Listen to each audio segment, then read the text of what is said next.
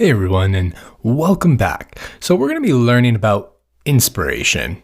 And inspiration is a pretty tough topic because I always get the question of how do you stay inspired? Where do you find your inspiration? And things like that. I mean, it is a tough question to answer, and we're going to get right into that. I often get the question, how do I stay inspired? And it's easy to go to a site and find a mobile design and you may get excited about that, but that just kind of burns out eventually and you don't know where to go from there. It's tough to stay inspired, and this is what we're going to learn right now. So it's not a secret that being creative, you can get drained of ideas. It could be you're working at work and you're on a single project and it's just it's draining the life out of you. And that does happen. And it's hard to stay inspired in moments like that.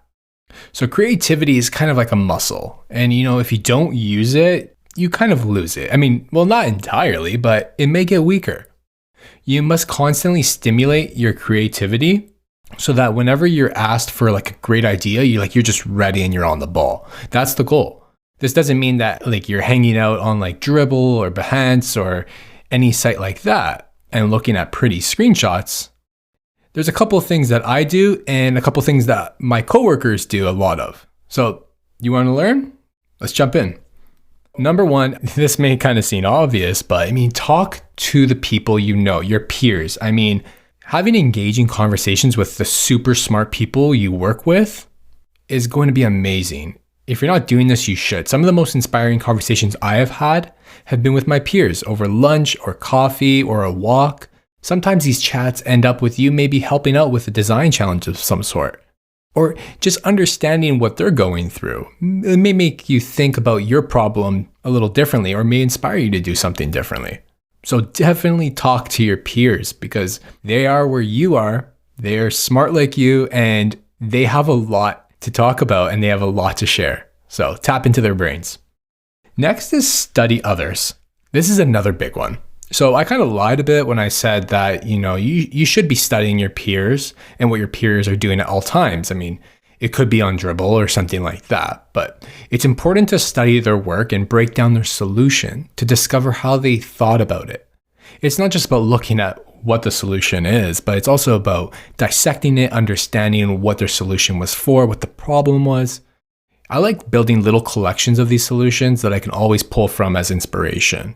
So if I'm thinking about a certain design pattern, like social login or something like that, I may have just a collection of screenshots on how people solve that I really like.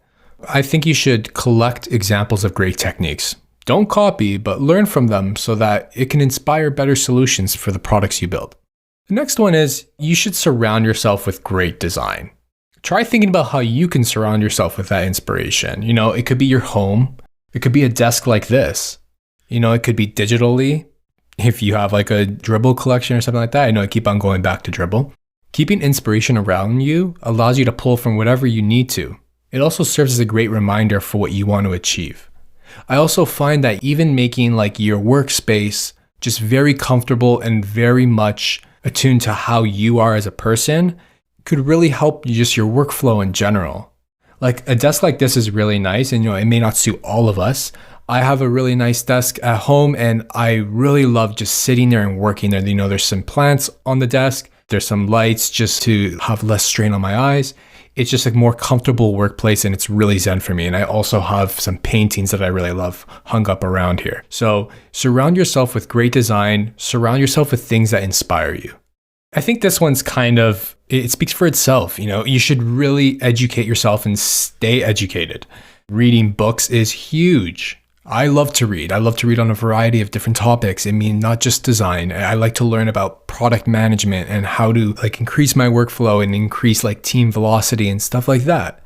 So stay educated on a variety of topics. Remember to always try and learn. It's huge. Read books about your discipline, read books about other discipline, read articles. You don't need to be an expert in terms of the different types of disciplines that you're reading about, but you should want to learn about things like development or facilitation or user patterns or marketing. This really helps you contribute thoughtful ideas whenever you discuss those types of topics. And sometimes it's good to have that extra context so that you can approach it from your designer mindset.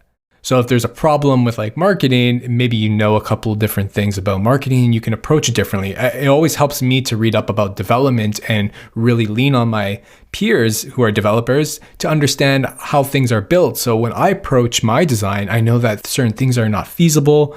I know certain things that can be achieved. So I really try to learn about different disciplines, and it has made me a much better designer, a more well-rounded designer. And the most important thing is knowledge is definitely power. So this is probably the best thing you can do, is just stay educated on a variety of topics. Sometimes you have to take some time to design for yourself. It can be exhausting designing for a client, and sometimes it can get demoralizing at some points. You may be stuck on a project for 6 months. I know people that have been stuck on projects sometimes for a year, and it really depends on what type of company you're working for, but it may happen. And at that point, you could be, like I said, on a project for months and have total lack of inspiration. You may feel like your work or your ideas aren't inspiring you or anyone else. And you should probably think about ways that you can design for yourself. It can be anything. It could be an app. It could be like painting. I sometimes like to paint on my spare time, especially with my children. So, stuff like that, it just really takes the load off your shoulders. It allows you to kind of express some of your creativity and get inspired to also design. Now, this one is another great one. I don't do this personally. I have a lot of coworkers that love to travel. And one thing they say is travel exposes you to new culture. It could be like different people. It could be different experiences. And by immersing yourself in an area away from your home, you kind of push yourself out of your comfort zone. And it kind of opens your eyes to new possibilities. So, travel the world if you can. I know a lot of remote workers that love to travel and work elsewhere.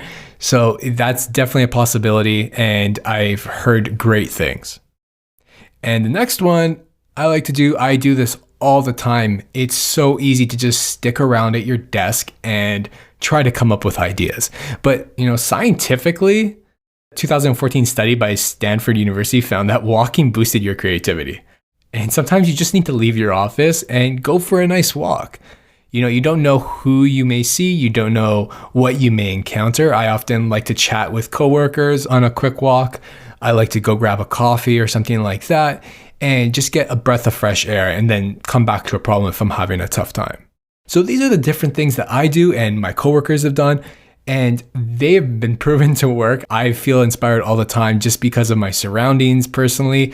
And I love taking my walks. I love talking to my peers, and I'm just staying educated on a variety of different topics. Take these tips with you and do your best to stay inspired.